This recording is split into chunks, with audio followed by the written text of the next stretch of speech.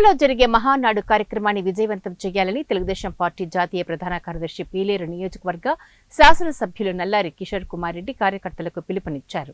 పీలేరు పట్టణంలోని తెలుగుదేశం పార్టీ కార్యాలయంలో పీలేరు నియోజకవర్గ టీడీపీ శ్రేణులతో మినీ మహానాడు కార్యక్రమాన్ని నిర్వహించారు. కార్యక్రమానికి ఎమ్మెల్యే కిషోర్ కుమార్ రెడ్డి ముఖ్య అతిథిగా పాల్గొన్నారు. ఈ నెల 27, 28, 29 3 రోజుల పాటు జరిగే మహానాడు కార్యక్రమానికి నియోజకవర్గంలోని 6 మండలాల పరిధిలో టీడీపీ నాయకులు, కార్యకర్తలు, అనుబంధ సంఘాలు, నల్లారి అభిమానులు క్షేత్రస్థాయిలో తరలివచ్చి కార్యక్రమం జయప్రదం చేయాలని పిలుపునిచ్చారు. ఏదైతే గుణపూర్ ఉందో, వాయిపాడు ఉందో, కలకడ ఉందో, కేవీపల్లి ఉందో, మినిమం 1500 వచ్చేట్టుగా మనం ప్లాన్ చేస్తాం.